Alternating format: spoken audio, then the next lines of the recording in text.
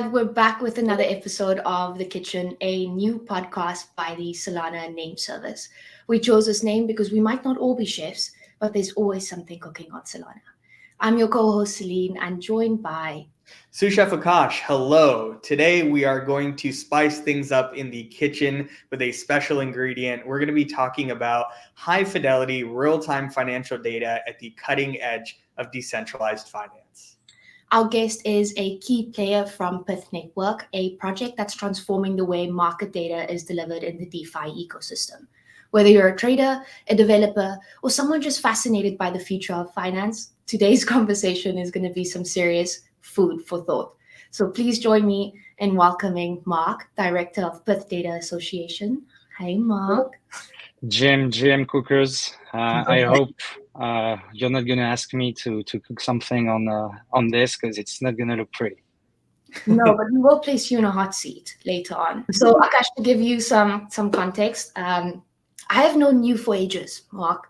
When I started at SNS almost 3 years ago, I think you were one of the first people that I met. So, Akash, in some sense, I could say that Marc is a Solana grandpa. I did join Solana like a very long time ago. I mean, my first experience using Solana was with Solat. So it was a pretty poor UX, bunch of protocols that are now defunct. And yeah, I mean, it saw the growth and the evolution from Bonfida to SNS, and it's been amazing to see this. And I mean, still a big Solana enjoyer. Oh, that's amazing, man. Yeah, so it sounds like you've been around the ecosystem for a while. And for this segment of the pod, we'd kind of like to get to know you a little bit better. So I'm curious what got you interested in crypto as a whole, and then what eventually led you to Solana. Yeah, definitely. So I think the first time I really looked into crypto was 2019. Out of luck, I was living in Hong Kong, changed apartment, moved somewhere. And the other guy was actually an OG crypto guy.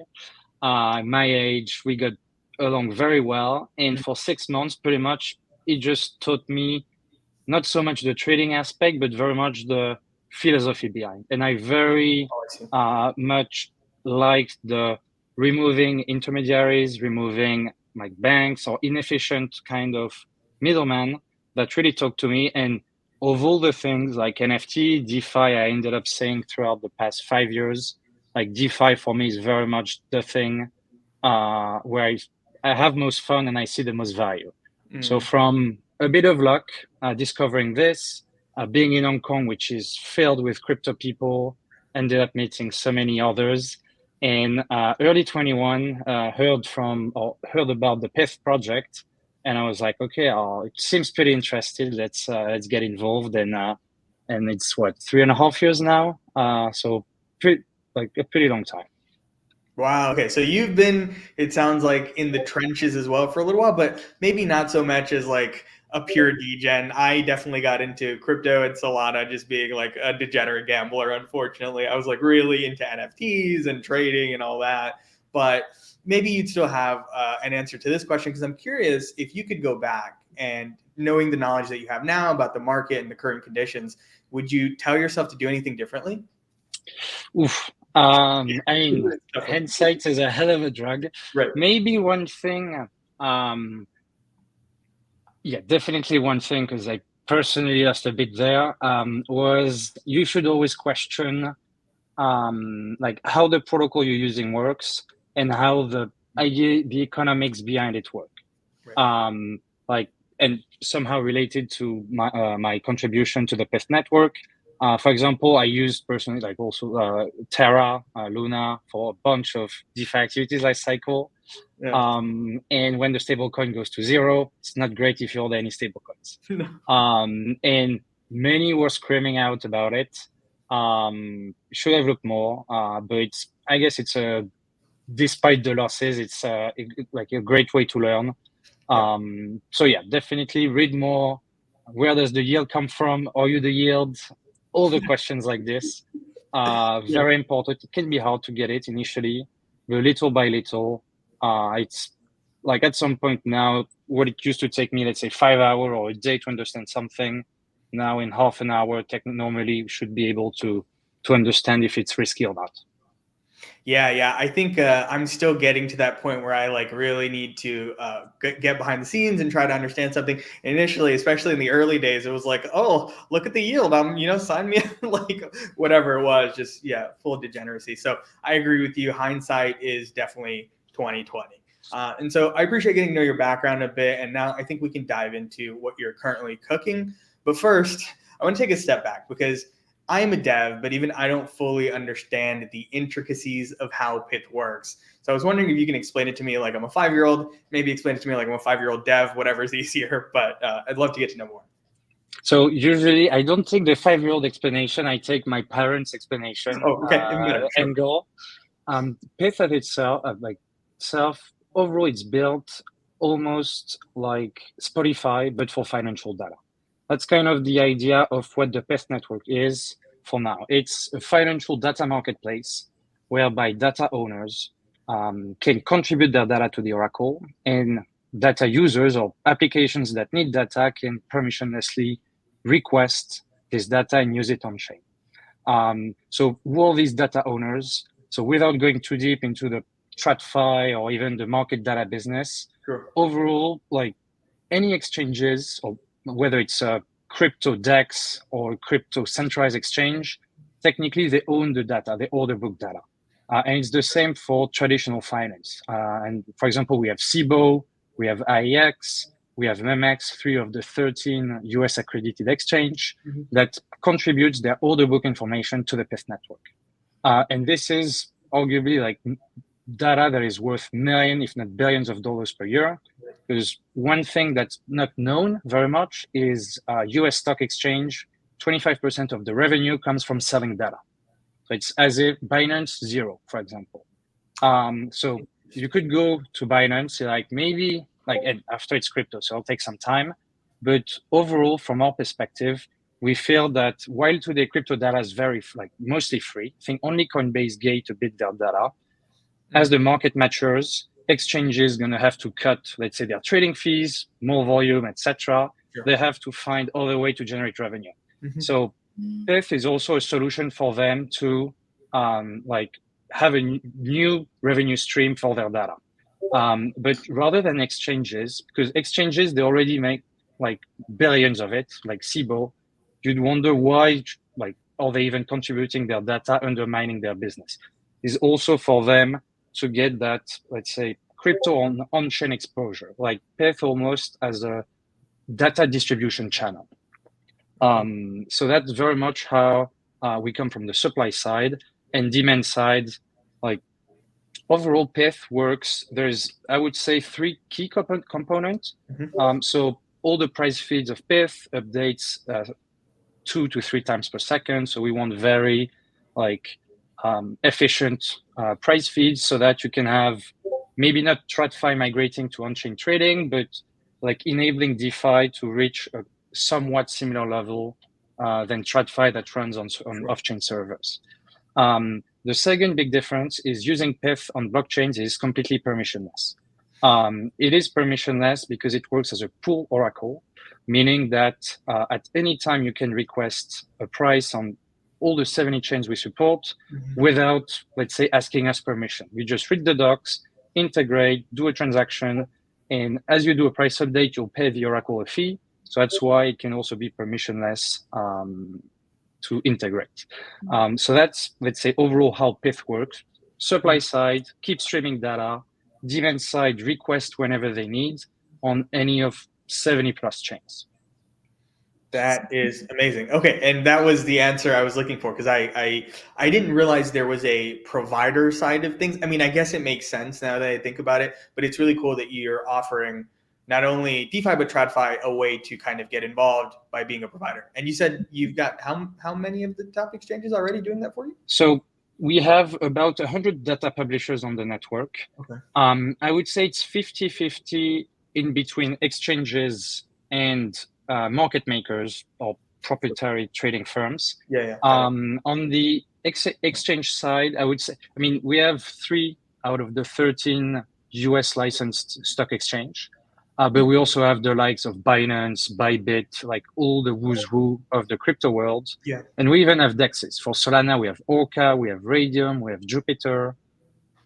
Am I forgetting another one? I hope not. Be And we careful. also have, yeah, we also even have like EVM-based or Aptos-based dexes, because like regardless of where the market is or where the data lives, like we don't care. We want this data to be available through the Pyth network.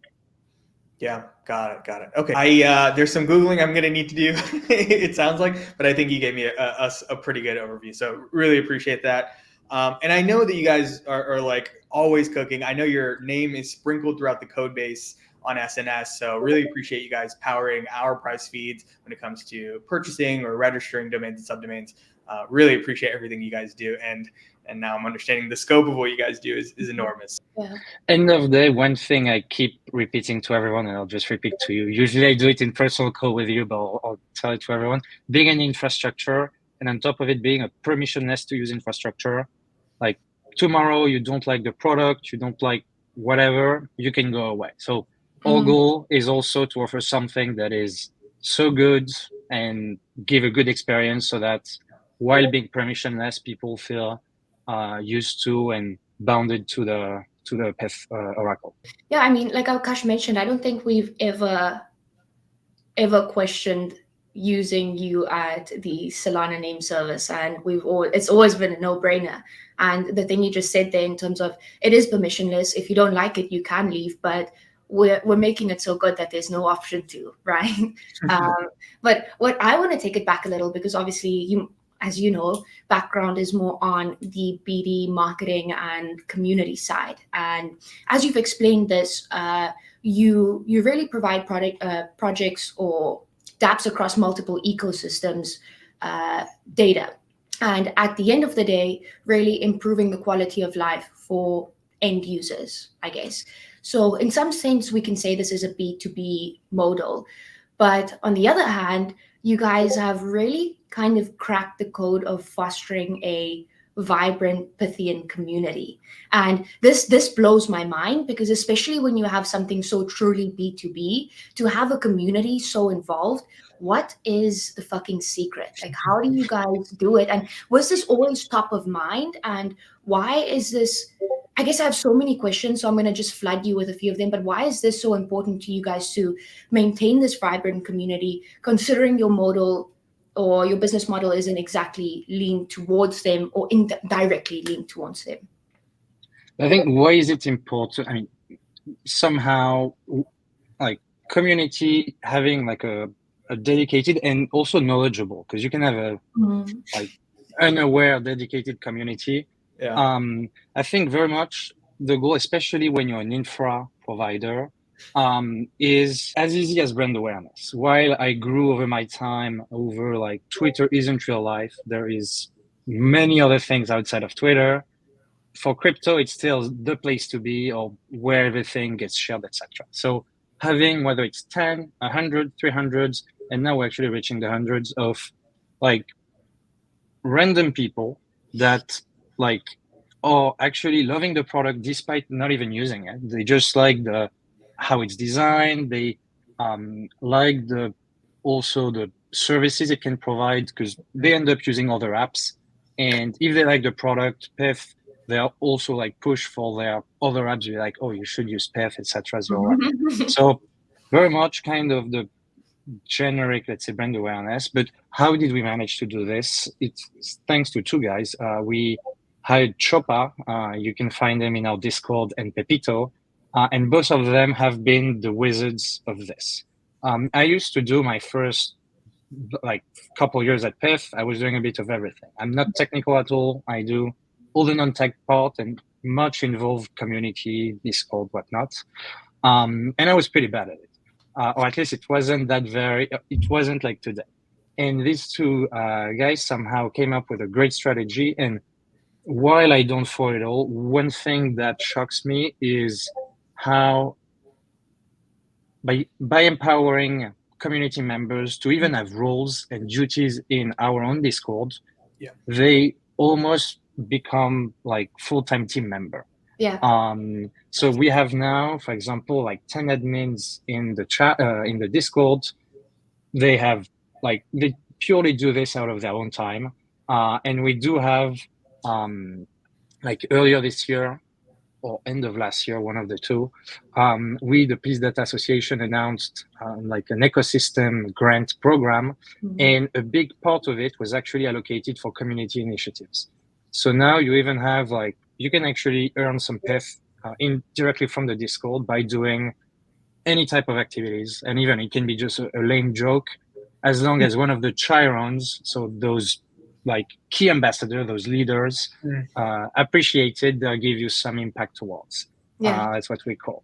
And nowadays, and it like even non-team members can give away impact towards. So empowering them, giving them responsibility. I mean, for this, you need someone to very much know them, constantly kind of be in touch, etc. But it's insane how you can, like, first it's funnier, but it's you actually scale what you can do from your own community by a lot. So TLDR, we hired two amazing people that had the great strategy, that have the best vibes, and somehow little by little go from 5 ambassadors. It's not the term, but let's say 5 to 10 to 20. And after it's, they don't even have to do the onboarding anymore. It's like those guys that onboard the new one. So it's very much flywheel. And anyway, anything we try to do it this way. Whether it's community, whether it's product, we need to do stuff that scale because our team is still relatively small. If you include just the association, we're like just above 10 people. You have a labs entity that contributes to the protocol code. It's 90% engineering driven. So even on the BD side, we have to do like things that scale. Otherwise, I'm not sleeping more than 1 hour per day. I love what you said there because I think a lot of projects can often shy away from that, especially if it's not, I'm not selling to the community or I'm not providing a service to the community. I should focus more on developer relations, which is equally as important. But from our experience at SNS, at least as well, it's to move forward, you need to have a trusting, fun, and loving, as cliche as that sound, community, someone that would back you through thick and thin. So I've always loved that from the Pyth ecosystem, whether we hop on Discord or an AMA of some sort. You guys have some true degens, but also really informed, knowledgeable degens. They are able to hold their own in multiple different conversations, as we've experienced on the forum ourselves. So congrats on that. Like nowadays, I think you have daily activities that are even sometimes completely unrelated to what Pyth does. So I think a couple of days ago, you had the whole chess competition, you have the weekly poker, you have the weekly whatever UFC fights, voice chat. Like anytime you enter the Pyth Discord, there might be some weird stuff happening. And end of day, it's also like if people want to talk DeFi, we're very happy to talk DeFi, but if they want to talk whatever, we can talk whatever. One actually comparison or like thing we always try to remember is Discord is supposed to be like a bar. And the team, the mods, the admin are kind of the bartender. Anyone can join in. Either you ask, like you order something at the bar, you just look, and I don't know, if the bar's empty or the guy wants to talk to the waiter or the bartender, he can start doing it. So Pyth to rebrand, Pyth Discord to rebrand the Pyth bar, I guess. The Pyth bar.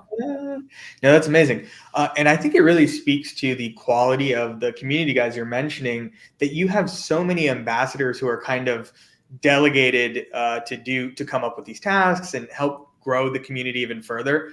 I don't think like people go out of their way and spend their own time to do something like that unless they're really passionate about the product, which in this case is B2B. So it really sounds like your community guys are putting in some work, which I, in a past life, was a community guy as well. I know all about bringing the vibes. It's super important. And I think it takes a special person.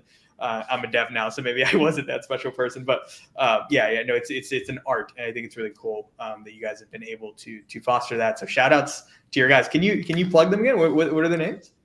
Chopa, Chopa the Shark, and Pepito. That's amazing. Shout outs to Chofar and Pepito. So, and I think kind of segueing from your community into, you guys had, I would say, one of the most successful token launches of the year. I know the community was really driving that launch as well. So I'm curious, from like the planning and understanding the tokenomics, the distribution, what went into making that launch, not only for the users, but as well as the projects that you guys did the retrospective airdrop for? What made those launches so successful? So for everyone, maybe they don't know, so Pyth token was launched end of November. I'll forget the real date, maybe 20-ish. It was first announced, let's say, really the upcoming airdrop and token launch live at Breakpoint by Mike Cahill, the co-founder of Draw Labs, the engineering contributor. So overall, and it's true for every single token launch. I mean, if the goal is to make them well, I don't know if I should say sadly, but sadly, it's very much legal driven. Because end of day, it's also you still have you don't have much clarity, so you still have to make decisions, and you should aim to make decisions that are not irreversible, let's say, or not irreversible. So very much it was a huge work with our legal consultant, contributor. I'm not sure what's the proper term here. So I don't know, for anyone listening, you'll likely don't like it, but it's, I think, very needed. And after, the thought process. So you had part of the initial airdrop going to on-chain wallet that had interacted with protocols that were using Pyth. And in addition, you had what you mentioned, the phase 2, because it required a bit more work, was the retrospective airdrop to applications. So like SNS, for example. So why going also the airdrop was always a bit part of legal. I'm not going to be legally good enough to explain why, but the second part was being an infrastructure. Like developers, so teams like protocols like SNS, they understand, they know the value or the importance of the Oracle within their protocol. And given that Pyth token right now is a governance token, allocating this to users, key users, power users, makes sense, as in they depend on it. They should have a say in how it's evolving. So that was, let's say, the part for retrospective dApps airdrop. I'm going to be wrong on the numbers, but I'm pretty sure it was 3 to 5% for the dApps, and it was 5 or 6% for the on-chain users of apps using Pyth. So here again, taking the stance of Pyth is an infrastructure provider. You could use 50 DeFi apps, had no clue what Pyth is, or if the app used Pyth in the first place. And this airdrop was pretty much again, kind of brand awareness almost. Okay, you traded on, I don't know, X per protocol on any L2, on Aptos, on Sui, given how many interactions on a single protocol, how many interactions on various Pyth-powered protocol would kind of get you your allocation. So it was also kind of discovery for many people. And I mean, I think we all agree now that airdrops are pretty much marketing and both marketing cost and bootstrapping, just launching. So this was very much we took some time to design it, refine the parameters. Because, for example, I recall at the same time you had chains that were getting heavily farmed, like ZK Sync, for example, comes to mind. Initially, we pulled up the wallet addresses of users of app that use Pyth, and we had 2 million people.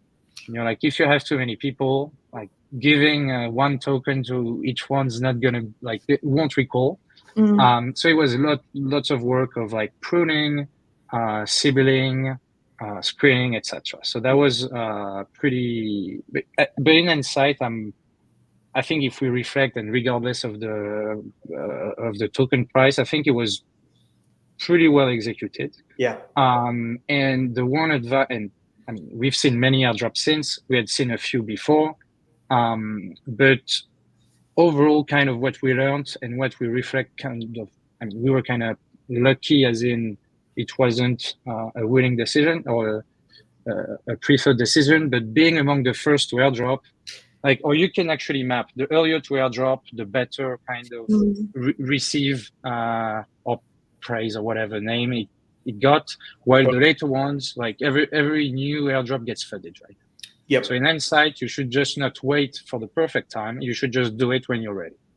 Yeah, that's exactly what I was going to ask next. So you read into that question because number one, it's people see it when the airdrop happens and there's a lot of excitement around it. All tokens or projects are getting this. And like you said, it's a large portion of it is marketing exposure when we do these drops. But it's so delicate behind the scenes. And I don't think people always understand what it takes to, number one, launch a token and then plan to distribute it so elegantly, but largely successful. And I guess the next question that you've answered would have been, how important is timing? Because a lot of people speculate that, oh, okay, the market, or we need to do this at breakpoint or the next big gathering.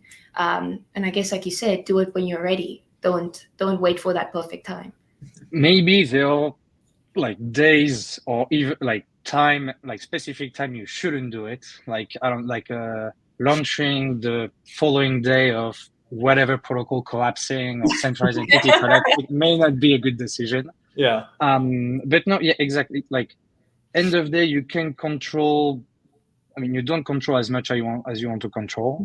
So it's do your best planning, execute, and after it's always a bit of luck and follow through. But no, advice is don't. Yeah, and nowadays actually it feels like even more people are trying to time it. And so, for example, like there is I'm gonna expect a lot of announcement at breakpoints. So if I were anyone, I would just, I think, front run it and do 1 week before breakpoint, because the same week you're gonna have all the ones, and like unless if yours is like 100x bigger, you'll get lost in the sauce. Exactly. I think about a few breakpoints ago with Fire Dancer, and that's the only announcement I can remember from that breakpoint, and it's so relatable where you said like that you are likelier to be overshadowed than anything else, unless, like you said, it's bigger. So before we go into this last segment, because I don't want to hold you here forever, we need to ask, is there any exclusivity in the kitchen today? Any bit of alpha you can share? So now kitchen is an open kitchen, actually. You can go on forum.pyth.network. So it's our like PythDAO forum website. Like it looks like the other, like if you've done it like Aave DAO, etc., use discourses. So it's very kind of similar vibe as many EVM and even like Solana One. And now with the token out, like with all the protocol being governed by the token holder, by the P stakers, I mean, there's no more closed doors as in what's coming up next, because it has to be proposed. It has to get approved, and you don't want to start working on stuff that won't get approved, nor passed on chain. So you even have now the first kind of off-chain discussion of maybe this makes sense to get built. You collect like community feedback, etc. And by community, when I say community, it's of course like any non-dev, you and I, Celine, because Akash now has to code, plus the apps that use us, plus the data publishers. So we want very much like all these guys to come chime in on the forum. You're like, okay, this seems pretty interesting. You should build it. It should get built, etc. Oh, this sounds pretty dumb. It shouldn't get built. Two of the no, I would say it's one actually. I'll focus on one ongoing discussion in the forum right now. I think it's called the Community Integrity Pool, CIP. You can find it, so it's forum.pyth.network. You can find it in the Ideas Bank. So it's even before formal proposal. And the idea was, what about introducing some like mix of mandatory staking, or have staking that goes further than just governance. And the idea is staking for also security. So for example, if the Pyth publishers start sending willingly or not wrong prices for, I don't know, Sol USD, and like the Pyth aggregate price says Sol equals $1,000, like you'll get wrongful liquidation, etc. till now that use Pyth, they don't have any recourse with this. So like it's pretty much it, apart from saying sorry, we cannot like do much apart from like bettering the system so it doesn't happen. But with this CIP proposal is what if we could like pay back some of the costs you incurred with this wrongful liquidation, with these errors.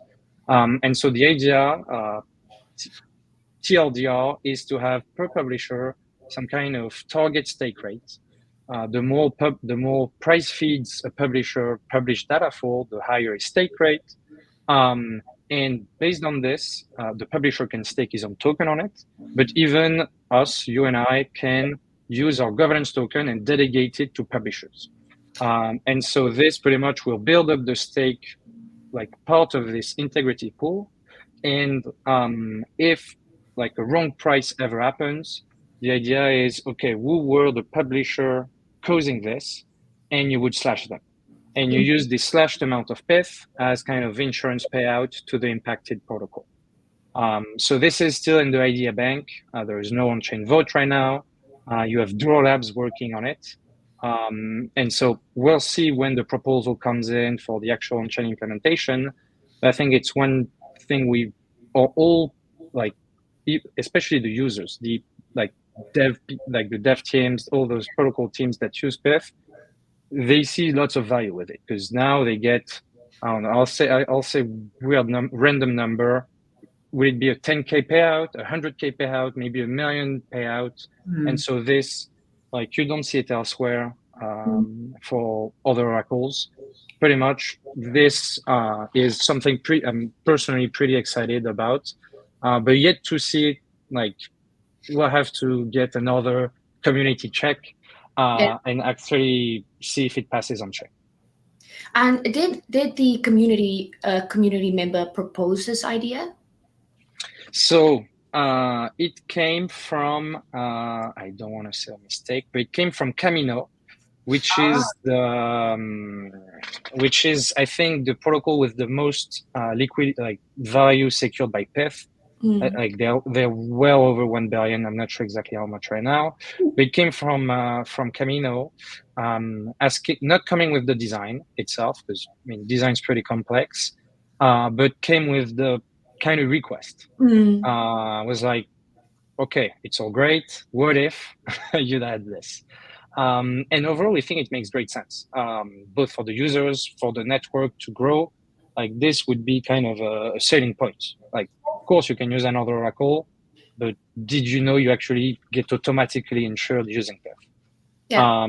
So came from Camino. You had, I mean, Duro Labs. I think initially suggesting a first proposal or first design, and since actually it was a site to behold, but you can see about 30 to 40 data publisher actually coming on the forum. Like the discussion is like 200 long posts, and it goes heavily or way deep into the math rabbit hole of how to stake, how do you calculate yield, whatnot. So it was it was insane to see. We're very happy to see the whole community, from, I hate this word, but retail, let's say, or non-professional, to publishers to users. So this was amazing, and I can only hope that as future big conversation, big discussion have as much interest in activity. And in the end, I mean, if you go from the first, let's say, design proposal to, I guess, the current state of the discussion, like half of the initial thing got repackaged in a different manner. So while some may be okay, delays everything, you actually have amazingly bright people that most often oh, this seems pretty dumb here, and you're like, oh yeah, in hindsight it is. Yeah. Congrats on that, because I know for one how difficult it can be, because sometimes it's really siloed in decision making, or even just coming up with innovative ideas, and being able to utilize community, and once again having a vibrant one like yours, and having a 200 post long thread and people going into math and just showing that excitement is spectacular. So really congratulations on that. And you know what? We'll take it. I feel like that's alpha. That's alpha. Yeah, definitely. You need to check out the Pyth forum, check out the integrity proposal. I think that's huge. So thank you for sharing. I don't feel like you didn't bring us something today because I think that was good. Yeah, Marc feels relieved. He's never got to answer that alpha question again. He's like, the forum is alpha. Yeah. And actually, you had a competing proposal for this coming from a community member, the detective, and it's just great. I mean, sometimes you're like, you don't even ask for it, and they just do it because they care. Mm-hmm. So that's I guess we're just lucky also. Yeah. So we are moving into the last segment, and it is time to spice things up a little. We are turning up the heat in the kitchen, and we're going to ask you a set of 3 questions, and you have to just answer with the first thing that comes to mind. Are you ready? Yes, let's go. Okay. Marc, objectively speaking, you are not the worst to look at. Have you ever depended on your looks to seal a deal? No. Yeah, sadly, we don't. More and more, you have more and more women working in crypto. It's great. So yet to sell a deal with that. Okay, the plan is in action. Next one. Pyth is multi-chain, over 70 plus chains. What's your favorite? I'm a Solana guy. Yes. Let's go. Yes, okay. You answering this really easily. Yeah, he's good. Last one. What's one of the most inflated trends in crypto currently that is more hype than substance? That's a good one. So more hype than actual on-chain metrics. Most of the layer 3s. Most of the layer 3s. Okay. That's a fair answer, I think, right? Of course. And you did so honestly and so quickly. I am impressed. The French, they know how to answer questions, frankly. I tell you. Well, you've made it out of the hot seat. And I think we're about at time here. So, guys, that is what's been cooking on Solana in the kitchen with Marc from Pyth. Please join us next time to find out what's sizzling on Solana. Follow SNS on Twitter. Join our Discord. Please like this YouTube video. And until next time, thank you so much, Marc, for joining us. It's been a pleasure. Thank you so much for having me. Am I allowed to do one last shameless plug? Yes, plug everything. Please. What do you got? We launched and we were lucky enough. I think it was you, Celine, coming to the Pyth forum, again, where the alpha is, proposing or offering the Pyth community to get the first subdomain from SNS. So I think till date we're at 500-ish domain minted. I think majority came within the first week of launch, so we need to maybe rehash a bit so people that missed it a few months ago they get yours or theirs. Overall it's been super nice to see.